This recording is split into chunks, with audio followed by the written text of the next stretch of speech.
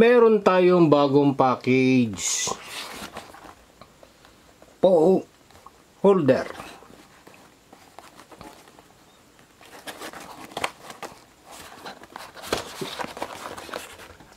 Back mirror.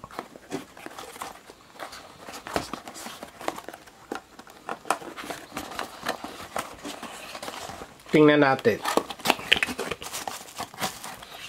From online store.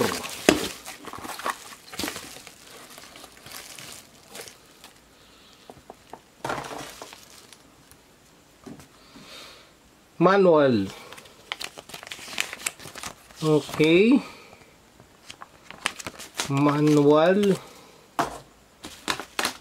At ito na. Ano ito? Pandikit.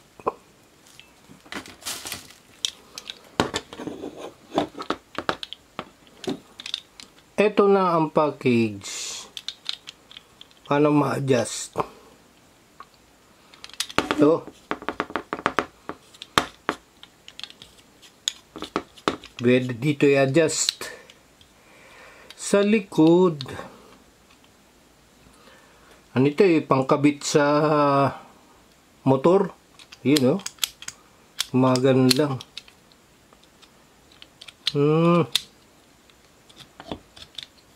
Dito. Pag ganyan. Testing natin yung cellphone.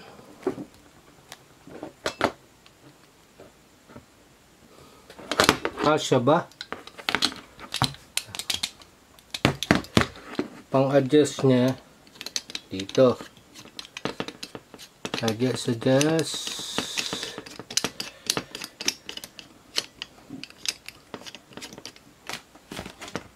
Kasya na.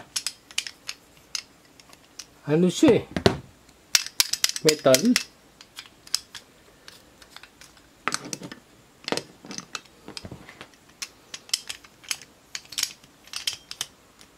Di kasya.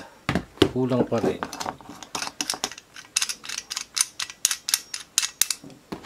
Kulang pa rin ang ano? Pakilinaw po kung ano ang... Ano daw?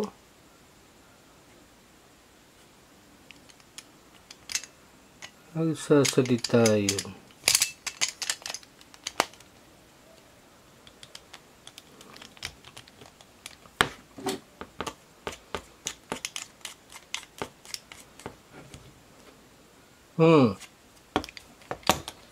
Hindi na.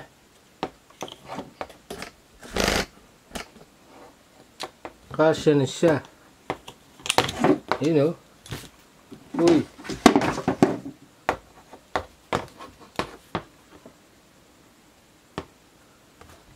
Pwedeng nakaganyan. Pwedeng naka portrait, landscape. Dito ikakabit yung ano. Nga-adjust lang ganun. Adjust ito. Saka ito. Ganun. Ganyan.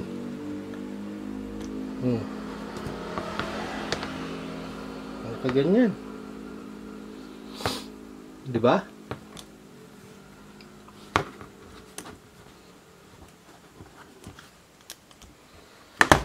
At merong kasamang ano ito?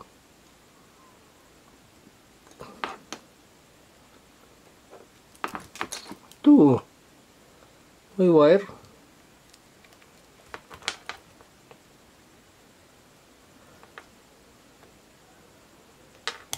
Oh, USB charger. Charger ba ito? Charger. Kakabit si 12 volts charger. Oh. So may charger siya. With charger 12 volts. Magiging 5 volts. Kung charger siya, Pwede ba siyang buksan?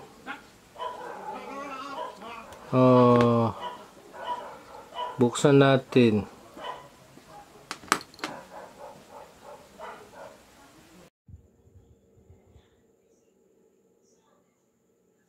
Testingin muna natin itong USB. Kung siya ay 5 volts, kabit natin sa battery, positive, negative, puti. Okay. Tingnan natin kung siya ay 5 volts. Gamitan natin ng QSC USB detector. Yun, no? 5.13 volts. 0.09 ampere. So ito, charger nung telepono. Diba? 5.15, 16, 14 volts, 15 ampere, 0.15 ampere.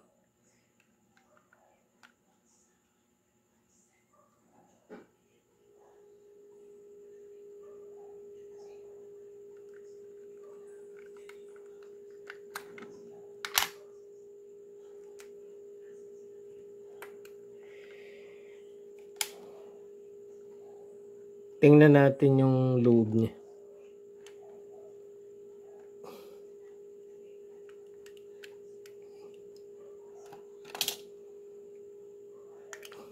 Yun, nalaglag.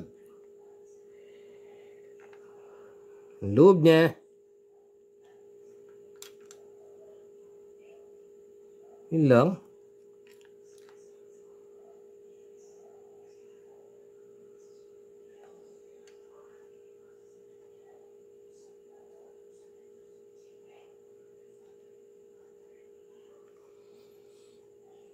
Capacitor 50 volts, 10 microfarad. Meron ding nito IC. Yun, 51A. At dito capacitor nakabalot, parang inductor. May diode na 5819 Schutzki at 10 volts na 220 microfarad sa output ng USB. Ayun. So siya step down. Yung 51A IC, yun voltage suppressor. Kinaklamp niya na itong, ko-convert niya itong 12 volts sa 5 volts. Step down. Yun yung kanyang laman. YSC 203, may LED. Tingnan nga natin.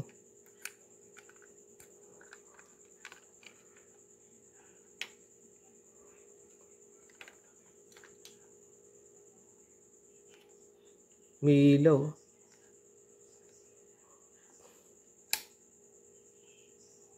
Power LED, charge 5.14 volts, 0.13 ampere, quiescent current. Yan yung kanyang self current o yung consumption ng kuryente niya.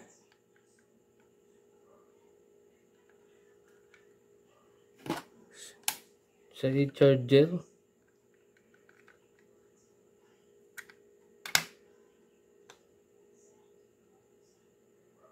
$12 volts, step down to 5 volts.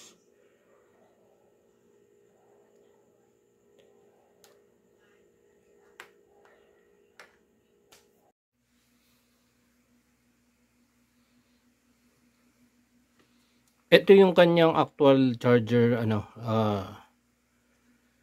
yung connection niya. Yan capacitor, inductor, IC, diode, capacitor, LED, USB. So ito yung kanyang identification. Yung U1, siya ay 51A, switching voltage regulator. So yung equivalent schematic diagram niya ito. At ito pala ay buck converter. Capacitor, 12 volts yung battery, di ba? 12 volts yung ating battery. 12 volts yun. Ground. C1 ninyo, no? Ano yan? Stabilizer. Yung IC, U1, yung supply na 12 volts, dun pumapasok sa pin 2. Okay? Pin 3, feedback. Pin 1 at pin 6, nakakonekta sa inductor. At saka sa Schottky. Okay? Itong dito, power LED yan, yun yung kulay blue. You know? Umiilaw. Then ground yung 4. So, paano ba mag-function yung buck converter? Paano niya i-convert yung 12 volts from the battery into 5 volts? Ganito yan. Dito, itong portion nito, switch yan. Switch. Okay, switch yan. Kasi ito, switching ito IC, regular. Nagpuproduce siya ng PWM. Ganun, no? On, off, on, off. Pag nag-on siya, ito on, no? On. Yung square na yan. Pag nag-on siya, yung current tatakbo rito sa IC and then to the pin number 1 papunta sa inductor. Dito hindi tatakbo kasi reverse bias yung ating diode. Yung inductor na yung magiging load yan, load.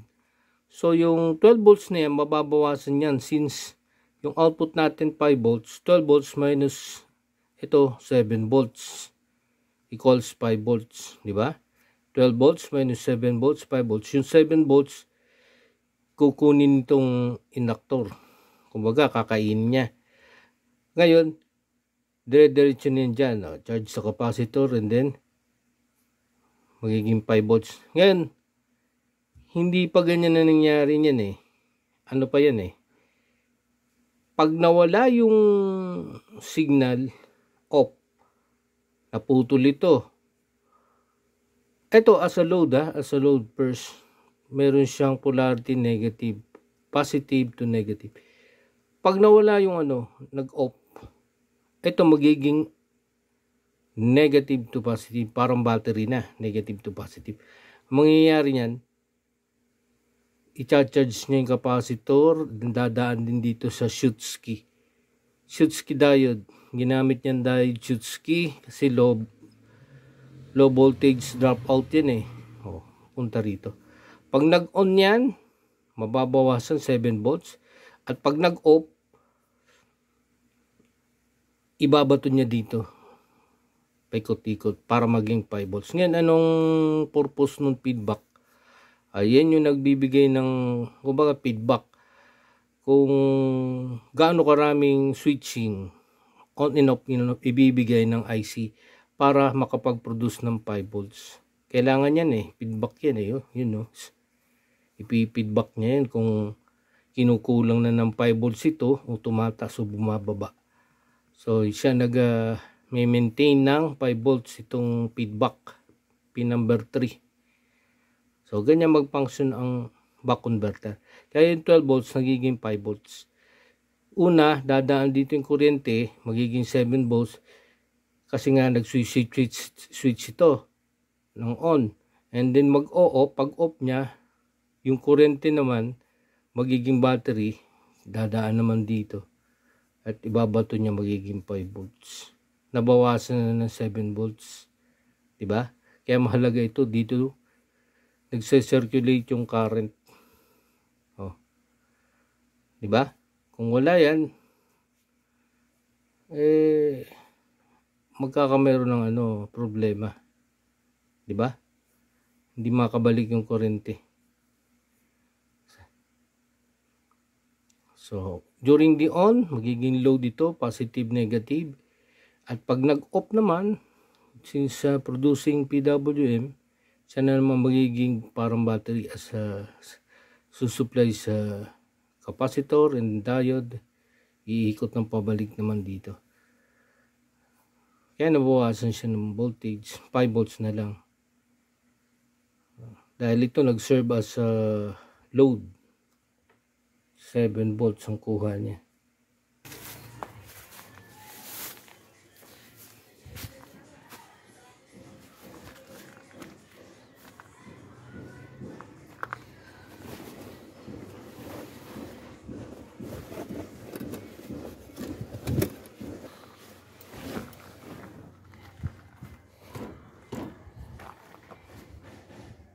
Itong tatanggalin natin. Dito yung ilalagay. Ito.